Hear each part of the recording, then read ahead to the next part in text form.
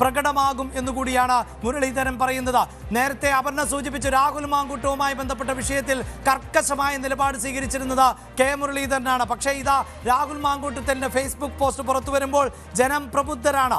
എത്ര ബഹളം വെച്ചാലും അവർ കേൾക്കേണ്ടത് കേൾക്കുക തന്നെ ചെയ്യും, എത്ര മറച്ചാലും അവർ കാണേണ്ടത് കാണുക തന്നെ ചെയ്യും എന്നതാണ് രാഹുൽ മാങ്കൂട്ടത്തിന്റെ പ്രതികരണം. അതായത് തനിക്കെതിരായ ആരോപണങ്ങൾ ഉൾപ്പെടെ ഉയർന്നു വന്നിട്ടും കോൺഗ്രസിനെയും UDF-നെയും പിന്തുണച്ച ജനതയാണുള്ളത് എന്നതാണ് രാഹുൽ മാങ്കൂട്ടം ഈ ഘട്ടത്തിൽ പറഞ്ഞു വെക്കുന്നത്.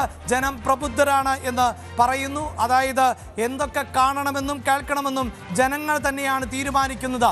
അതായത് UDF-ന് ഇപ്പോൾ ലഭിച്ചിട്ടുള്ള ഈ അംഗീകാരം തനിക്ക് നേരെ ഉയർന്നു വന്നിട്ടുള്ള വിമർശനങ്ങൾക്ക് കൂടി ജനങ്ങൾ നൽകുന്ന മറുപടിയാണ് എന്നാണ് രാഹുൽ മാങ്കൂട്ടം ഈ ഘട്ടത്തിൽ പറഞ്ഞു വെക്കുന്നത്. പക്ഷേ പ്രിയപ്പെട്ട രാഹുൽ, ഒരുപക്ഷെ ഇങ്ങനെയൊരു വിവാദം വന്നിരുന്നില്ല എങ്കിൽ ഒരുപക്ഷെ ഇതിലേറെ സീറ്റുകൾ UDF-നും കോൺഗ്രസിനും ഒക്കെ ലഭിക്കുമായിരുന്നു എന്ന രാഷ്ട്രീയ സാഹചര്യത്തെ തള്ളിക്കളയുകയാണോ എന്നതും എടുത്തു പറയേണ്ടതാണ്. പാലക്കാട് അടക്കം നേരത്തെ രമേശ് ചെന്നിത്തല പറഞ്ഞ പോലെ ഉണ്ട് അഭിലാഷേ, ഇനി അങ്ങോട്ടുള്ള സമയങ്ങൾ ഐക്യത്തോടുകൂടി നിൽക്കണമെന്ന് രമേശ് ചെന്നിത്തല പറയുന്നത് സ്വന്തം പാർട്ടിയോടും മുന്നണിയോടും തന്നെയാണ്. ഏതെങ്കിലും തരത്തിൽ ഇത്തരം വിവാദങ്ങൾ ഉണ്ടാകുമ്പോൾ രാഹുൽ മാങ്കൂട്ടത്തിൽ വിവാദത്തിൽ പലത് പറഞ്ഞ പല നേതാക്കന്മാരോടുമുള്ള ഒരു സൂചന കൂടിയാണ് രമേശ് ചെന്നിത്തലയുടെ വാക്കുകൾ.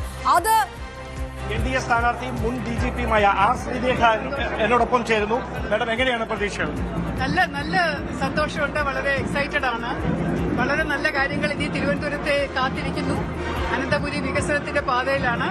അഴിമതിരഹിത ഒരു ഭരണം, സുസ്ഥിര ഭരണം ദാ വരികയാണ്.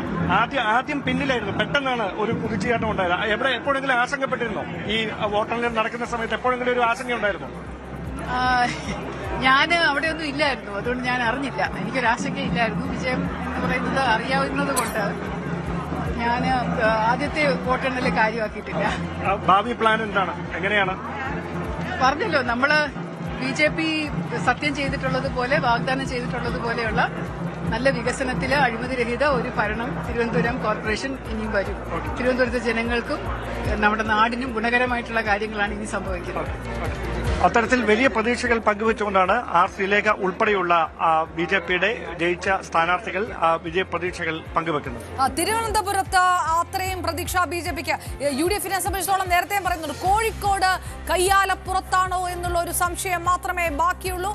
അതെങ്ങോട്ടേക്ക് എന്നുള്ളതാണ്. ഇനിയുള്ള മണിക്കൂറുകൾ സസ്പെൻസ്. കോഴിക്കോട് കൂടിയാണോ KP അഭിലാഷ്? കൃഷ്ണകുമാർ കൂടി BJP-യുടെ അസാമാന്യം എന്ന് വെച്ച് കഴിഞ്ഞാൽ ജനങ്ങളോട് ആദ്യം നന്ദി പറയുന്നു, പ്രവർത്തകരോട് നന്ദി പറയുന്നു. കാരണം വെച്ച് കഴിഞ്ഞാൽ മാറ്റത്തിനുള്ളൊരു വോട്ടാണ്. വികസിത കേരളം എന്ന് പറഞ്ഞൊരു വികസന രേഖ കാണിക്കുമ്പോൾ അതിനായിട്ട് അതിൽ വിശ്വാസം അർപ്പിച്ച്, കാരണം തിരുവനന്തപുരം നന്നായേ പറ്റുമെന്ന് എല്ലാവർക്കും തോന്നി. അതുകൊണ്ടാണ് ഒരു ഉജ്ജ്വല വിജയം നേടിയിരിക്കുന്നത്. അതിനകത്ത് എന്റെ ഒരു ഭാഗ്യം എന്ന് വെച്ച് കഴിഞ്ഞാൽ എനിക്കും ഇതിന്റെ ഭാഗമായിട്ട് അത് ശക്തമായിട്ട് വർക്ക് ചെയ്യാൻ കഴിഞ്ഞു. അതിന്റെ അവസരം പാർട്ടി തന്നു. പ്രത്യേകിച്ച് വട്ടിയൂർക്കാവ് മണ്ഡലത്തിൽ തന്നെ നമുക്ക്, എന്റെ അറിവ് ശരിയാണെങ്കിൽ 3-4 കൌൺസിലേഴ്സ് നമുക്ക് കൂടുതൽ കിട്ടിക്കഴിഞ്ഞു. അതുകൊണ്ട് ഈ ചരിത്ര വിജയത്തിന്റെ ഭാഗമായി എനിക്കും കഴിഞ്ഞു. പാർട്ടിയുടെ ശക്തമായ പിന്തുണ ഇതിപ്പോ പറഞ്ഞതുപോലെ ശ്രീ രാജീവ്ജി അകത്തുണ്ട്. വരുന്ന പോലെ 45 ദിവസത്തിനകത്ത് പ്രധാനമന്ത്രി വന്ന് പുതിയൊരു വികസന രേഖ തന്നെ ഇവിടെ പുറത്തിറക്കട്ടെ. അപ്പൊ ഈ നിയമസഭയുടെ ഒരു സെമി ഫൈനലാകും എന്ന് ഇപ്പോഴും ഉറച്ചു വിശ്വസിക്കുന്നു. തീർച്ചയായിട്ടും. കാരണം വെച്ച് കഴിഞ്ഞാൽ നമുക്ക് ലോക്സഭ കഴിഞ്ഞപ്പോൾ തന്നെ നമുക്ക് ഏകദേശം രൂപം ഉണ്ടായിരുന്നു. നമുക്ക് തിരുവനന്തപുരത്ത് തദ്ദേശ സ്വയംഭരണ തെരഞ്ഞെടുപ്പിൽ വലിയ മുന്നേറ്റം ഉണ്ടാകുന്നത്. അപ്പോ ഇത് വരാൻ പോകുന്ന നിയമസഭാ തെരഞ്ഞെടുപ്പിലേക്കുള്ള ഒരു സെമി ഫൈനൽ, ഒരു ദിശ, ഒരു ഡയറക്ഷൻ ബോർഡ് തന്നെയാണ്. എന്തായാലും ശശി തരൂരിന്റെ ട്വീറ്റ് വന്നിരിക്കുന്നത് UDF-ന്റെ ചരിത്ര വിജയത്തിനൊപ്പം, അത് അഭിനന്ദിച്ചുകൊണ്ടുള്ള ചരിത്ര വിജയത്തിനൊപ്പം തിരുവനന്തപുരത്ത് ഹിസ്റ്റോറിക്കൽ പെർഫോമൻസ് നടത്തി BJP എന്നുള്ളതാണ്. BJP-യുടെ രാഷ്ട്രീയ ഭൂപടത്തിൽ ഇത് വലിയ മാറ്റമുണ്ടാക്കുന്നു എന്നുള്ള ഒരു വാക്ക് അങ്ങനെ തന്നെയാണ് പറഞ്ഞിരിക്കുന്നത്. BJP-യുടെ വിജയത്തെ റെസ്പെക്ട് ചെയ്യുന്നു, ബഹുമാനിക്കുന്നുവെന്നും ഇത് ഡെമോക്രസിയുടെ ബ്യൂട്ടിയാണ് എന്നുമാണ് പറയുന്നത്. ജനാധിപത്യത്തിന്റെ മനോഹാരിത എന്നാണ്, this is the beauty of democracy എന്ന് പറയുന്നു.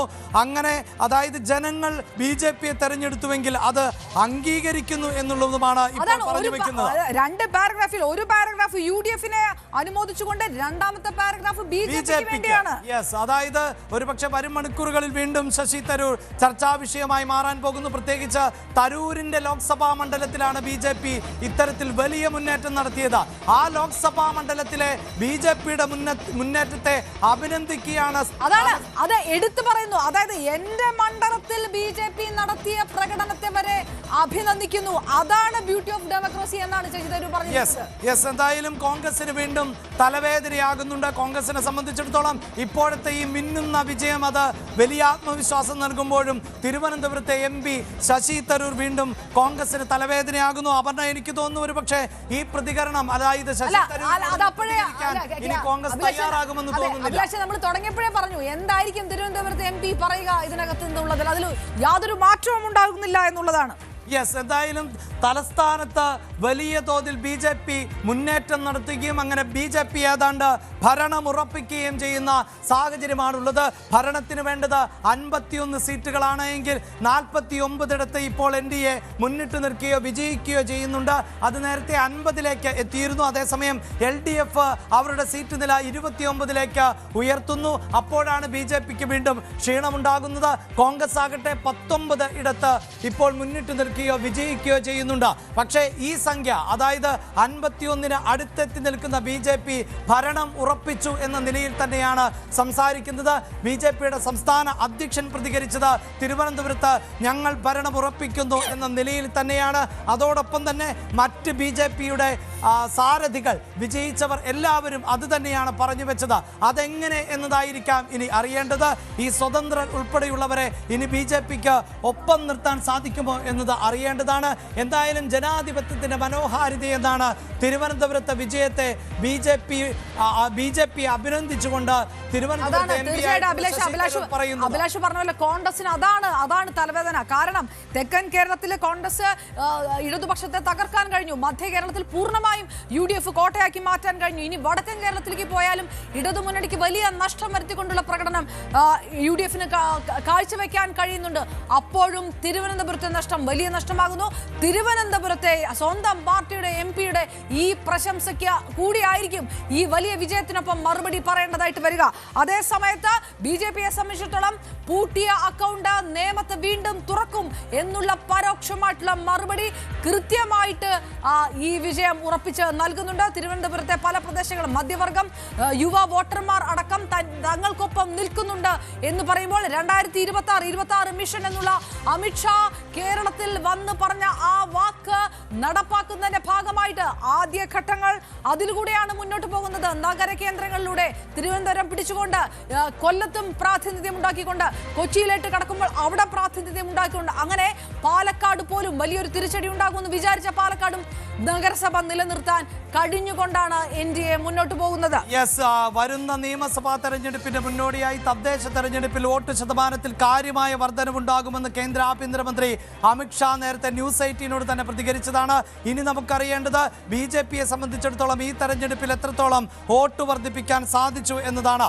ഒരു പക്ഷേ അന്തിമ ഫലത്തിലേക്ക് എത്തുമ്പോൾ മാത്രമായിരിക്കും അതിന്റെ ഔദ്യോഗികമായ കണക്കുകൾ പ്രേക്ഷകരുമായി പങ്കുവെക്കാൻ സാധിക്കുക. പക്ഷേ ഒരു കാര്യം വ്യക്തമാണ്, 2020 തദ്ദേശ തെരഞ്ഞെടുപ്പുമായി താരതമ്യം ചെയ്യുമ്പോൾ BJPക്ക് അവരുടെ വോട്ട് നിലയിൽ കാര്യമായ പുരോഗതി ഉണ്ടാക്കാൻ സാധിച്ചു എന്ന് മാത്രവുമല്ല, കേരളം ഉറ്റുനോക്കുന്ന തിരുവനന്തപുരത്തെ കോർപ്പറേഷനിൽ വലിയ മുന്നേറ്റം നടത്താൻ BJPക്ക് സാധിച്ചു. അതാകട്ടെ ഭരണത്തിന് തൊട്ടടുത്ത് എത്തുന്ന നിലയിലേക്ക്. മാത്രവുമല്ല, കോഴിക്കോടും BJPയുടെ അപ്രതീക്ഷിത